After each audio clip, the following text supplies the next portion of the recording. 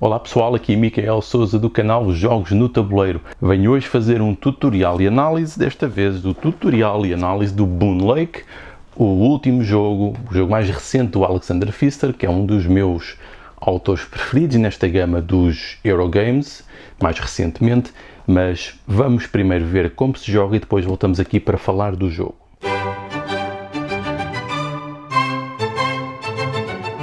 Então já temos aqui parte da configuração inicial feita, vamos só completar com mais algumas coisas que variam consoante o número de jogadores.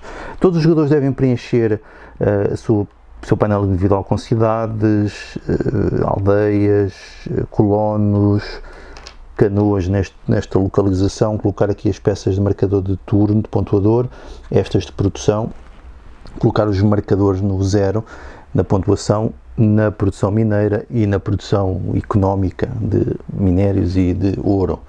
Os seus barcos devem vir aqui para a zona, como estamos a fazer um jogo montar para dois, começam nesta zona, senão começariam aqui para 3 e 4 jogadores. Depois vamos ter que tapar aqui zonas do mapa de acordo com o número de jogadores. Temos que escolher aqui nas peças quais são adequadas, elas estão identificadas no verso, portanto todas estas colocam-se aqui. Estas são de pastagem, portanto no nosso caso interessa-nos estas que têm aqui um 2 atrás e vamos colocar aqui aleatoriamente nos sítios que estão marcados com o 2 e penso que está então tudo configurado. Depois cada jogador vai receber como recursos 6 de dinheiro, vai receber 2 peças destas que vão ser os marcadores para escolher, por exemplo ele vai escolher um destes, cada jogador vai escolher e vai colocar aqui na zona. Eu vou escolher aqui uns aleatórios, portanto, cada jogador escolhe o seu e eu vou simplesmente colocar aqui, portanto eu a ser o jogador vermelho, este seria o meu, onde eu coloco o meu marcador, cada um coloca o seu, porque depois cada jogador tem um pontuador a duplicar daquilo que cada um dos bónus pode fazer. Então temos aqui os recursos, cada jogador vai receber do pack das cartas 3, 4, 5, 6, recebe 6 aleatoriamente e são estas que são as cartas de partida. Podíamos também fazer um draft, é como queiram. Então o jogo vai decorrer ao longo de 4 rondas com vários turnos e o sistema de ativação e as principais ações vai ser sempre uma repetição. Vai consistir em escolher uma destas peças e executar as ações, algumas são individuais, outras coletivas, fazer avançar o barco, ganhar o benefício e consoante o avanço do barco, que daí estas comportas aqui, pode desencadear-se o fim da ronda. Mas enquanto não se desencadeia o fim da ronda, os jogadores jogam os seus turnos alternadamente, em sequência, e basicamente passará a ser isso. Convém marcar quem se for o primeiro jogador, simplesmente para que no final possamos saber se todos os jogadores jogaram o mesmo número de rondas, e isso é obrigatório que aconteça no final.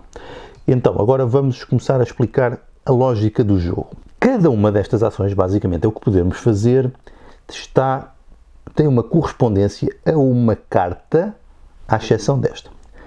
Então, estas cartas, se repararem, são naipes. Existem 3 naipes, que é o do sol, do dia, da noite e do amanhecer, ou entardecer, uma coisa ou outra. E se repararmos, as nossas cartas na mão têm também esses naipes, e os naipes podemos vê-los aqui em cima. O que quer dizer que quando escolhemos uma destas cartas, por exemplo, se eu escolhesse esta, eu teria que jogar ou descartar uma carta com o ícone de dia, com este sol inteiro. Tinha a possibilidade de jogar a carta ou a possibilidade de a descartar para ganhar 2 dinheiro. Depois, e é assim que as cartas vão entrando em jogo e fazendo os seus efeitos. Depois passávamos a fazer esta secção que está aqui e esta outra é a secção para os outros jogadores. Então vejamos o que é que teríamos como hipótese e depois isto acontece assim para todos. Quando tem aqui os vários jogadores e é o grupo, quer dizer que é para todos, com riscado o primeiro quer dizer que eu, como jogador ativo que escolhi esta carta, não faço estas ações coletivas. Isto é uma espécie de equilíbrio. Então vamos ver o efeito. Então eu escolhia a minha peça, podia jogar ou descartar a carta, fazia a ação principal, os outros jogadores, ou eu, se fosse aplicável, fazia a ação coletiva e depois o meu barco avançava a quantidade que está aqui, até esta quantidade. Portanto, se fosse 4, não tinha que avançar 4, podia avançar até 4. Então o meu barco, que seria o vermelho, teria que avançar 1. E eu avancei 1 e ganhava o benefício que estava ali. Neste caso é ganhar uma carta do baralho quando tem este símbolo.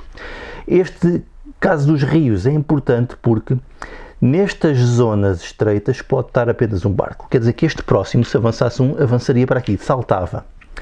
Nestes locais em que temos o porto, nós poderemos estar mais do que um jogador. É isso que simboliza e normalmente está associado aqui a estes vasos, que são sítios que nós podemos ganhar. Porquê explicar já o rio? Isto é importante. Porquê? Porque quando um jogador qualquer passa esta comporta, e temos aqui o 1, que é da primeira ronda, a primeira fase, que está dividida em 2 fases, dá-se esta zona de pontuador intermédio. E então vamos poder fazer pontuadores, vamos ganhar alguns recursos e o tabuleiro renova. E quando algum jogador passa também esta última comporta, acaba a primeira fase e passamos para a segunda. E quando algum jogador faz isto, é para todos têm de fazer. E todos, quando se passa esta comporta, voltam novamente aqui, independentemente de onde estiverem. Então podemos avançar para a segunda ronda, que tem também um marcador, que tem também um pontuador intermédio nesta fase e que o jogo vai acabar aqui.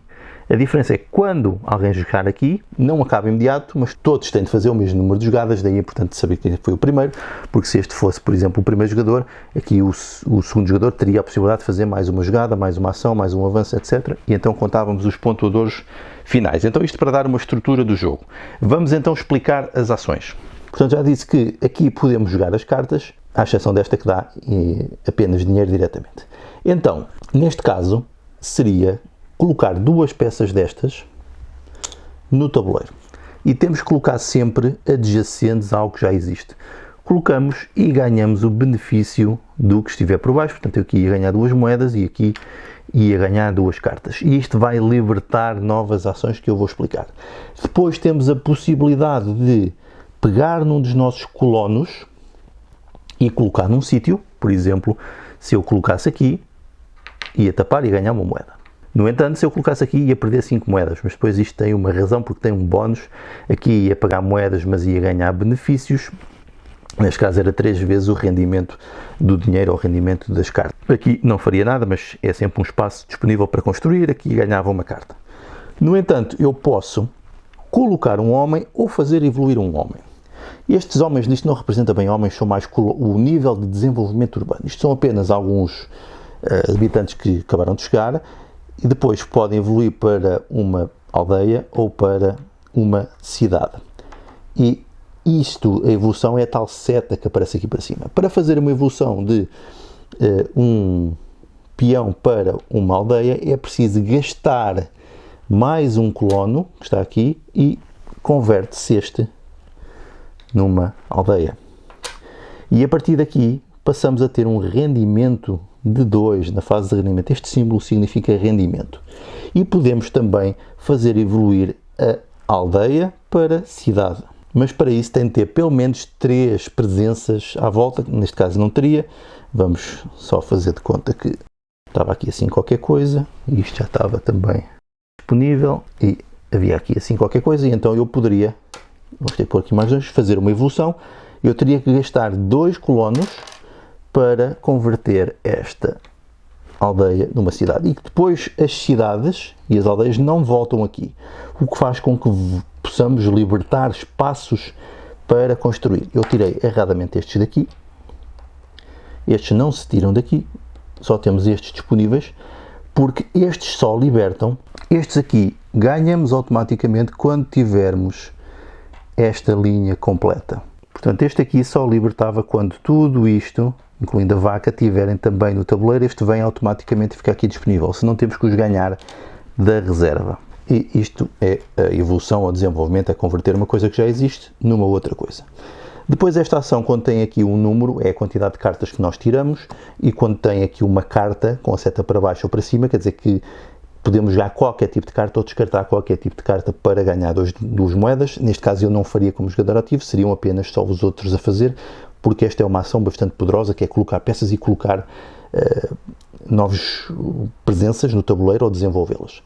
Depois temos aqui a mesma iconografia, ganhar dinheiro, jogar uma carta ou ir buscar 2 cartas, e todos os jogadores, incluindo o jogador ativo aqui, podem jogar uma carta ou ganhar dinheiro. Aqui é obter uma nova população para aqui, não tem a seta de colocar, e colocar uma só peça destas cinzentas. E aqui todos os jogadores podem descartar 3 cartas ou pagar 3 dinheiro para obter mais um de população para colonizar. Depois esta ação consiste em pegar numa das peças, nestes círculos pretos, existem 4, porque existem 4 zonas, pegar num deles, colocar num que não estiver completo. Por exemplo, se eu colocasse aqui em Boon Lake, que é esta ilha central, eu ia ganhar 4 de dinheiro, e depois cada jogador ia ganhar 1 de dinheiro por cada presença, homens, cidades, aldeias, vacas, nas outras 3 regiões. Neste caso não daria nada, portanto, se calhar uma boa jogada para mim seria, por exemplo, colocar aqui, ia ganhar 3 cartas e ia ganhar 4 de dinheiro, porque tenho aqui 4 em Boon Lake. É uma das opções. E todos os jogadores têm direito a ganhar isso, segundo as presenças que têm, mas não ganham, obviamente, este bónus do jogador que colocou, daí está nesta parte. A outra opção aqui mais acima é poder ir buscar uma alavanca. Isto permite-nos ir buscar uma alavanca, que para colocarmos em qualquer um destes espaços do nosso tabuleiro temos de pagar o dinheiro que está aqui representado, e depois todos podem gastar uma população para ter uma alavanca adicional ou ir buscar uma carta. Como é que funcionam aqui as alavancas? Eu tenho de pagar o custo. Existem aqui vários tipos. Estes 3 primeiros, custam 3, são: eu posso, se tiver, por exemplo, aqui a alavanca, quando tenho direito a um bónus para todos os jogadores, não usar esse bónus e fazer a habilidade de baixo, que é, por exemplo, ir buscar, gastava, e é assim que se faz para representar que foi gasto, podia obter um vaso ou trocar um vaso por 6. A mesma coisa aqui, por exemplo, se eu gastasse, poderia ir colocar outra alavanca, ou neste caso, se eu tivesse aqui, não fazia ação coletiva e podia fazer um desenvolvimento, por exemplo, transformar isto numa nova aldeia. Depois aqui em baixo já consiste em descartar cartas para ganhar um dinheiro, por exemplo, pelo nível de produção, e já vou explicar o que é isso, ganhar dinheiro. Aqui, em vez de dar dinheiro nesta ação, dá pontos de vitória. Aqui permite uma canoa andar para trás sem pagar o custo, também já explicarei isso na produção de jogar as cartas. Aqui permite jogar cidades com descontos de homens e com descontos da necessidade de ter presença à volta. Por exemplo, quando se joga uma peça destas, ganha-se um homem, descontos nos custos ou ganhar dinheiro ou cartas, descontos nos custos de recursos, ganhar dinheiro, pagar dinheiro para ganhar homens e pontos. E estas alavancas, quando usamos, ficam gastas, só podem então ser desbloqueadas depois na fase de pontuação intermédia ou outras habilidades especiais. E temos aqui, por exemplo, ações que permitem colocar diretamente pessoas, população, ou fazer evoluções, ganhar cartas. E agora estes de pastagem. Estes de pastagem são talos normais, quando tapamos também ganhamos o benefício, e depois podemos colocar uma vaca. As vacas entram nas pastagens, podem estar até 3 vacas em cada pastagem, e consoante o número de vacas que já existem, temos de colocar a quantidade de população. Por exemplo, não existia nenhuma, esta era a primeira, vai-me custar 1 de população. Mas se fosse uma segunda vaca, e podem ser de vários jogadores, por exemplo, a segunda vaca já me custava população adicional, e é só respeitar aqui esta regra da proporção entre vacas existentes e quantidade de população que temos que gastar. E estas são aquelas ações que já tínhamos visto. Sempre que nós escolhemos a nossa ação, fazemos depois os avanços no barco, e isto desce tudo e isto vai para cima. Fazemos então os avanços no barco. Teria sido por exemplo, se eu estivesse aqui, ganhava então uma moeda, e vemos que o que se ganha é uma iconografia muito parecida com o que já tínhamos visto, sendo que estas caveiras de vaca são pontos de vitória, e este símbolo que tem aqui uma fábrica com os 4 recursos é aumentar o nível de produção. E o que é isso do nível de produção? A produção é registada aqui, e existe a madeira, os tijolos, a pedra e o minério, e isso, por exemplo, se eu, vamos imaginar que eu por acaso parava aqui e decidi aumentar 1 de produção. Eu não tenho nada, mas queria aumentar a produção em madeira. Portanto, teria de pôr aqui um 1 na minha zona de madeira. Se eu já tivesse madeira, e tivesse aumentado a produção, por exemplo, aqui, eu poderia pegar no meu de madeira e passar para 2, e o máximo que se pode ter de cada uma é 2, não dá para ter mais. Daí a importância de estas coisas aqui em baixo, que estas alavancas que nos dão descontos. Porquê? Porque as cartas, e já vimos que podíamos jogar cartas, mas ainda não expliquei as cartas têm custos de dinheiro e de materiais. Vamos ver, por exemplo, esta custa uma pedra e um minério, coisa que eu não tenho. E é aqui que eu posso ativar as minhas canoas, que é um dos sistemas originais de produção deste jogo. Eu posso avançar as minhas canoas no rio tanto quanto eu quiser, ou seja, descer o rio, e, por exemplo, eu precisava de uma pedra e de um minério. Teria isto, por exemplo, imaginemos que eu tinha jogado esta jogada que me permitia jogar uma carta de noite, então eu poderia colocar a carta aqui, vamos ganhar aqui um bocado de espaço, eu colocava aqui a carta e então teria jogado a carta, tinha pago os meus recursos, tenho o que necessito e então eu podia ter um raiozinho, quer dizer que instantaneamente poderia então converter cartas em vasos ou vasos em cartas e dinheiro uma vez, poderia fazer isto. Portanto, e as cartas vão libertar uma série de habilidades importantíssimas, por exemplo, conversões, dar recursos diretos, fazer, por exemplo, quando tem aqui este símbolo com o carrinho, era fazer evoluir aqui na produção de dinheiro, e é um pontuador para o final do jogo. Sempre que nós vemos esta setinha preta aqui em cima, quer dizer que, por exemplo, eu ganhar um ponto por cada vaca, e as cartas normalmente também dão pontos no final do jogo. Mas existem aqui algumas cartas que têm custos muito elevados, por exemplo, 3 de minério e 2 e 7. Isto era bastante caro. A única maneira de poder fazer isto era, por exemplo, fazer evoluir isto para 2, porque somávamos à canoa, cada canoa dá 1, portanto já teria 3, e de madeira teria então 2, não precisava de canoa.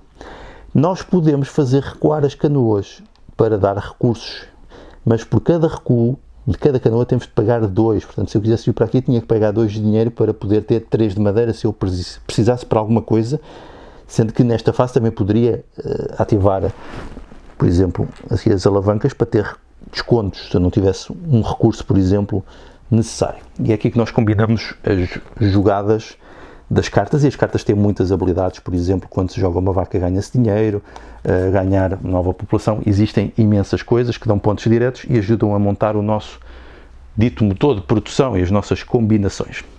Tal como fazer avanços aqui na barra de produção do dinheiro e das cartas, quando nós passamos estes limiares, ganhamos imediatamente o que está lá, portanto também é um incentivo, e depois no final isto começa a dar muitos pontos sempre que temos avanços adicionais, e na fase de receber os recursos vamos ganhar também o que está ali. Portanto, já está aqui uma visão global do jogo, sendo que temos aqui uma ação adicional. Nós, em vez de jogarmos uma carta, nós podemos colocar um de população em qualquer uma destas zonas.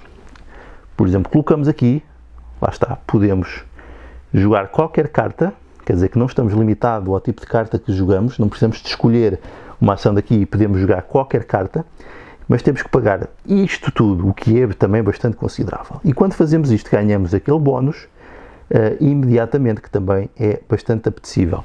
Cada jogador terá a oportunidade de, quando coloca no seu, ganha a duplicar os pontos de vitória, o que também é bastante apelativo. Portanto, isto é uma jogada adicional que permite, quando temos muitos recursos, convertê-los noutras coisas, e dá a possibilidade de jogarmos qualquer carta, porque pode ser um condicionante se não tivermos as cartas do naipe correto com as ações que queremos combinar. Isto é algo que temos que gerir no jogo também.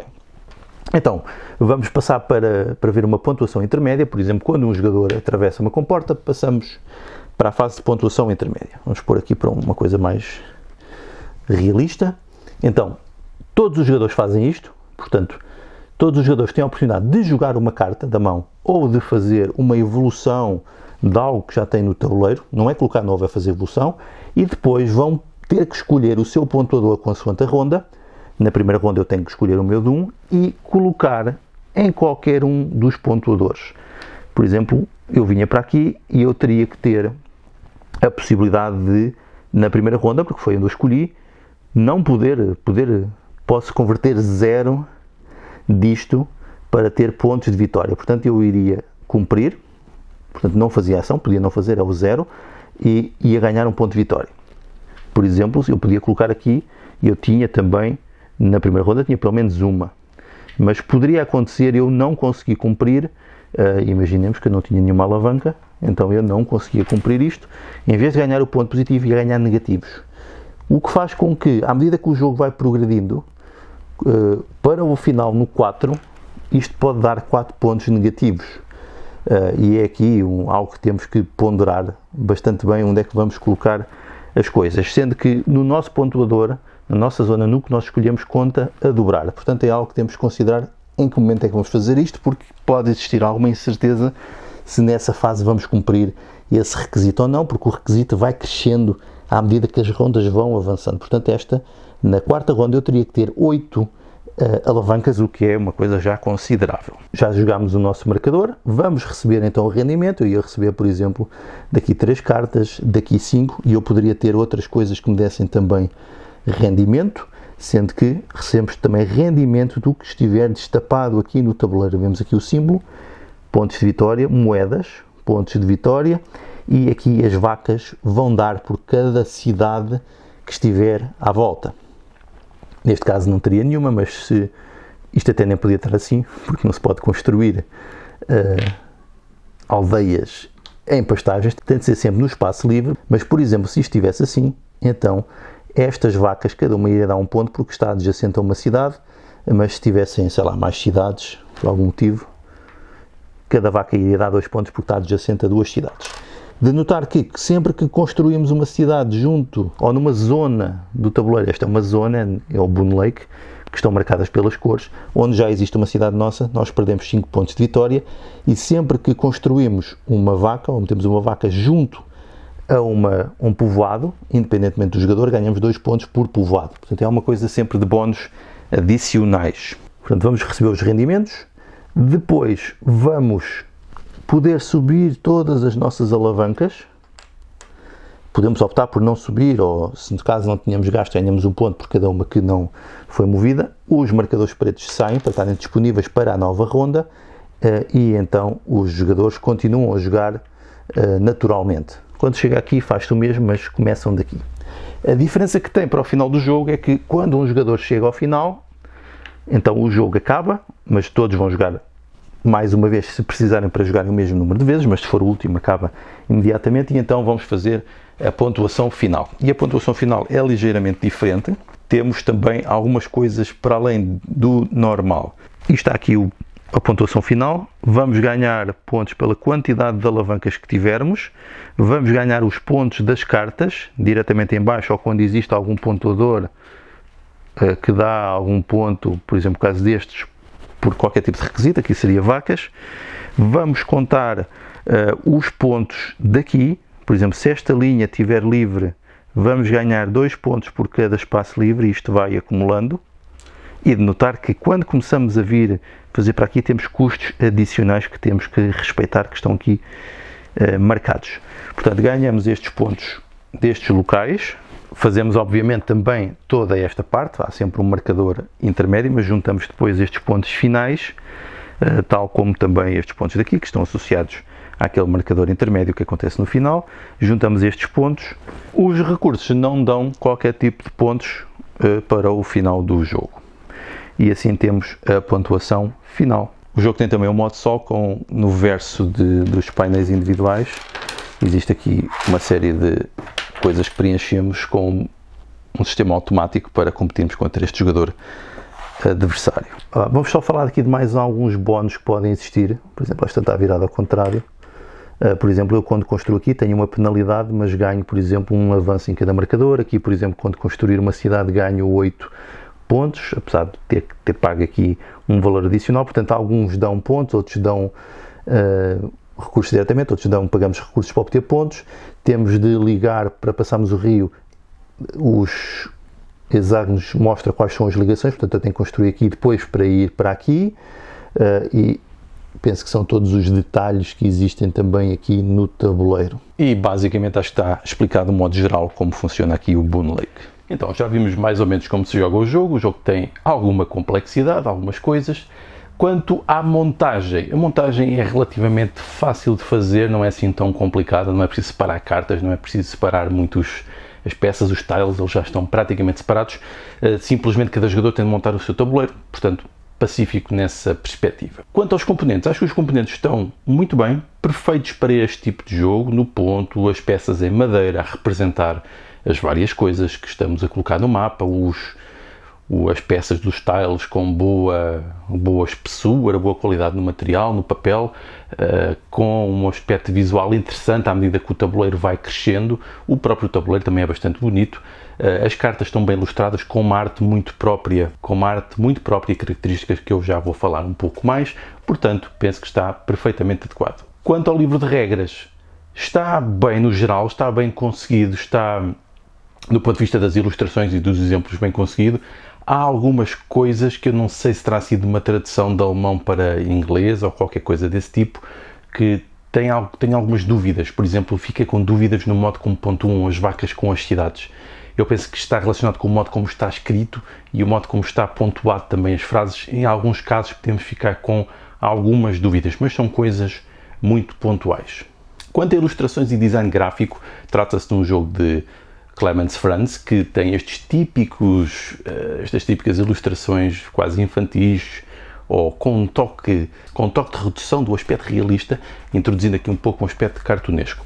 E eu gosto especificamente destes jogos quando são feitos nestes jogos mais económicos, e aqui é o caso. Isto para mim ajuda a ter uma melhor experiência de jogo, suavizando talvez aquilo que é uma coisa que poderia ser muito estratégica e muito pesada do ponto de vista da tomada de decisão, e eu acho que melhora a experiência, pelo menos para mim.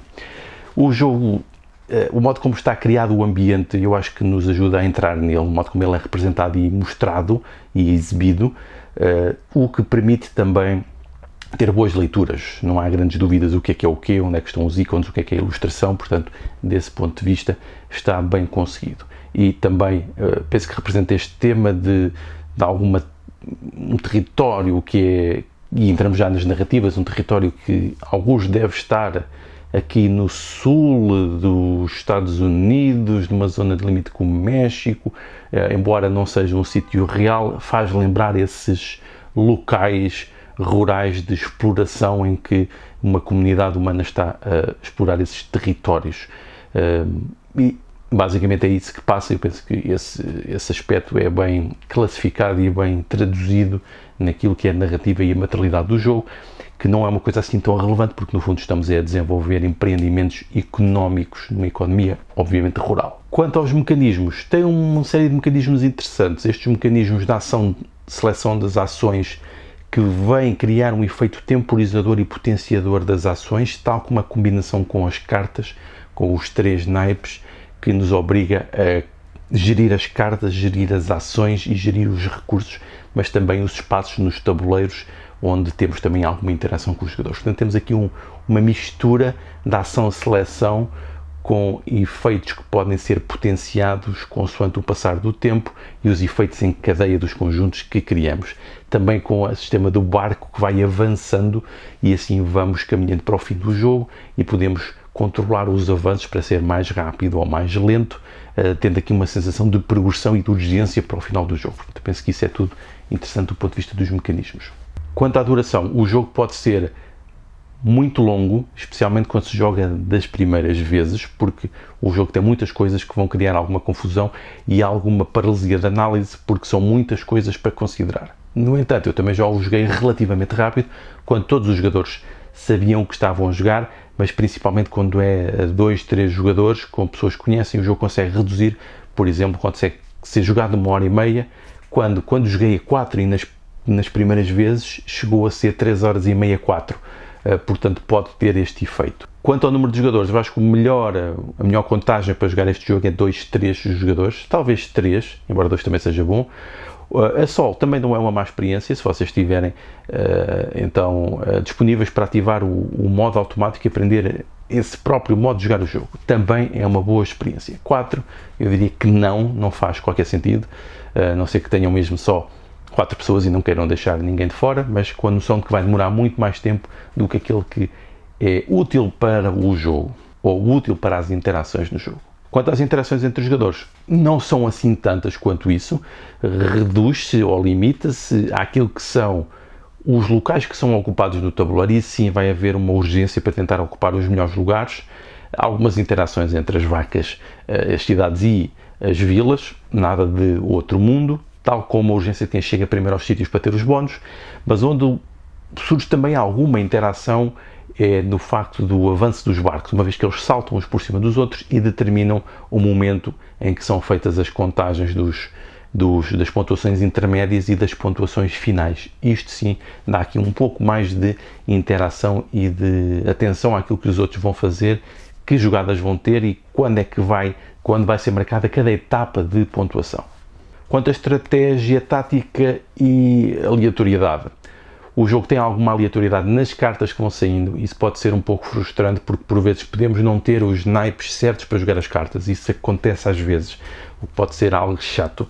As cartas não diria que existe muita diferença entre elas, não há umas muito boas e umas muito más. Por vezes depende daquilo que é a nossa estratégia, do que queremos fazer e dos naipes que necessitamos. Os tiles, as pecinhas, também não há assim tantas diferenças, embora possam haver algumas que pontuam mais, existe aí aleatoriedade. Do ponto de vista da tática, sim, depende das cartas que formos buscar, pode surgir alguma coisa muito boa, especialmente quando são cartas que ajudam no início do jogo e outras que ajudam mais para o final, uma vez que algumas nos ajudam a montar o motor de produção e outras são mais pontuadores. Isto também pode ser afetar um pouco o jogo e não existe muito que possam fazer quanto a isso. Do ponto de vista da estratégia, sim, podemos definir uma estratégia de como é que vamos querer pontuar, se vamos dominar as zonas, os territórios, se vamos fazer muitas combinações de cartas, se vamos avançar nas barras de progressão que registram a nossa capacidade de produzir dinheiro ou cartas. Portanto, existem várias opções. Os próprios pontuadores que estão mais em baixo, se nós vamos querer usar aqueles espaços com trabalhadores, ou seja, com a nossa população, não são bem trabalhadores, se nós vamos desbloquear as linhas e as colunas da nossa área de jogo individual, que vão dar também bónus. Portanto, existem muitas coisas para considerar, sendo que normalmente é um mix de todas estas coisas. Quanto à complexidade, não me parece que seja um jogo muito complexo, mas pode custar entrar no início, a perceber todo o sistema de jogo, mas eu diria que é mais complexo perceber como pontuar de modo eficiente, porque existem muitas opções, muitas oportunidades de interação e combinação entre as várias opções que temos e nem sempre isso é muito evidente, o que nos leva a querer jogar várias vezes, e também a urgência do jogo acabar, para poder acabar rápido, leva-nos depois sempre a pensar o que é que eu deveria ter feito e dá uma certa vontade e uma tendência para querer jogar novamente, para explorar novamente o sistema de jogo. Quanto à curva de aprendizagem, foi mais ou menos o que já referi. Na primeira jogada não vão perceber o que estão a fazer, mas eu diria que na segunda jogada já entram bem no jogo e o jogo já flui muito melhor e os vossos planos vão poder ser aplicados com mais eficiência. Portanto, eu diria que não tem assim uma curva de aprendizagem tão exigente. É mesmo a estranheza do sistema de jogo na primeira vez que se joga. Tempo de espera e análise tem algum, daí não recomendar que seja jogado com muitos jogadores. Não há propriamente muitas coisas que possamos fazer em simultâneo, vamos ter que sempre esperar para ver que ação é que fica disponível e onde é que está o barco, onde é que vai estar a ação disponível, e também esperar pelo aquilo que é o momento em que são as ações coletivas. Ainda nas interações tem um elemento muito interessante do mecanismo de jogo, que é o facto de quando fazemos uma ação libertamos ações também para os outros jogadores. Isto é interessante porque traz aqui um pouco das jogadas simultâneas para o jogo, o que faz com que se ligue aqui aos mecanismos, também às interações, também às inovações e aqui ao modo como temos os tempos de espera, porque isto leva-nos a estar envolvidos no jogo, não em todos os momentos, mas pelo menos à espera daquilo que é o fim do turno daquele jogador, o que nos permite jogar sem ser apenas no nosso turno, e isto também, eu diria que é uma inovação que se liga com todos os outros fenómenos anteriores. Quanto à rejogabilidade, acho que tem elevada rejogabilidade, porque as cartas nunca são as mesmas, nunca saem na mesma sequência, as decisões dos jogadores impactam o modo como o jogo vai sendo construído, os tiles dos territórios também não saem sempre no mesmo momento, portanto eu diria que tem elevada rejogabilidade. Tal como os pontuadores que os jogadores adicionam também são sempre diferentes. Arco, ritmo e progressão do jogo, sim, eu acho que a urgência do fim ser mais ou menos previsível, mas não sabemos quando acaba, em que vamos construindo o nosso motor de produção. Nós não temos muitos recursos de início, temos que fazer ações para os ter e encadear as cartas e as alavancas que nos vão dar também algumas habilidades especiais que vamos ter que fazer para as construir e para as aceder durante o jogo, penso que dão aqui uma boa sensação de progressão e de ritmo de jogo, acabando no momento em que deve de acabar, a não ser que tenham tido uma má experiência, como já me aconteceu, quando estão muito tempo à espera porque os jogadores são incapazes de tomar decisões. Aí pode realmente ter uma quebra grande no fluxo e ritmo de jogo. Quanto a opções e caminhos para a vitória, eu diria que não existe um caminho direto ou muito definido, é no fundo uma salada de pontos, vocês vão fazer pontos de muitas maneiras e consiste sempre em avaliarem aquilo que são os pontos que podem obter a curto prazo e aqueles que podem obter a longo prazo, misturando aqui a tática e a estratégia, mas no fundo é perceber as oportunidades onde podem buscar o máximo de pontos, somando aquilo tudo e depois vemos quem teve mais pontos. Quanto à inovação, eu acho que a inovação é o facto da ação da seleção das ações que eu já referi, que vamos escolhendo, nos permitem fazer avanços no barco, ter algumas penalidades ou benefícios. Isto vai contando para o fim do jogo e o facto de quando escolhemos uma ação, normalmente libertamos ações coletivas para os outros jogadores que não vão ter que estar à espera todos os turnos para fazer alguma coisa. Há coisas que eles podem ir fazer na vez dos outros jogadores jogarem, tendo aqui algum efeito de jogadas simultâneas, o que eu acho que é sempre uma boa... Não é sempre, pode haver algum caso em que seja bom, mas neste caso é uma boa adição para manter o ritmo e o fluxo de jogo e assim ajuda a que seja uma melhor experiência, pelo menos naquilo que eu já joguei e nas experiências que tive. Quanto ao preço, eu penso que tem o preço normal dos Eurogames deste momento, penso que será entre 50 a 60 euros. Se fosse há uns anos teria sido mais barato, mas o jogo tem vários componentes, tem peças de madeira com qualidade, as ilustrações também são boas, os materiais também, portanto eu acho que o preço está adequado para o tipo de jogo, num jogo que não se esgota na primeira vez que se joga, nem na segunda nem na terceira, e que eu diria que vai dar vontade de querer jogar. Um jogo que agora, em resumo, penso que é o Alexander Pfister a voltar aos grandes jogos do passado e a voltar aqui a trazer uma boa experiência de jogo. Um jogo, para mim, dos bons jogos do ano, vai entrar quase certeza no top 10. Eu gostei bastante de jogar e tenho vontade de o jogar novamente, mas lá está, não tem ido muito à mesa porque, lá está, temos que estar sempre a explicar jogos novos e nem sempre existe essa possibilidade e por vezes acabamos por jogar coisas que já todos conhecem ou coisas novas que queremos experimentar. Este problema de haver demasiados jogos, mas claramente um bom jogo para acompanhar e para ter, e um que seguramente vai ficar na minha coleção. Então vá, obrigado pelo vosso tempo e atenção, foi a partilha destas experiências, espero que tenham sido úteis, fico à espera dos vossos comentários aqui para continuarmos a conversa no chat e nos comentários abaixo do vídeo. Se gostaram, agradeço sempre que possam colocar um like, partilhar, subscrever, o que acharem que é o mais conveniente para demonstrar que tenham apreciado o vídeo. Se não tenham apreciado, peço desculpa, olha, vou tentar fazer melhor das próximas vezes. Então vá, obrigado, adeus.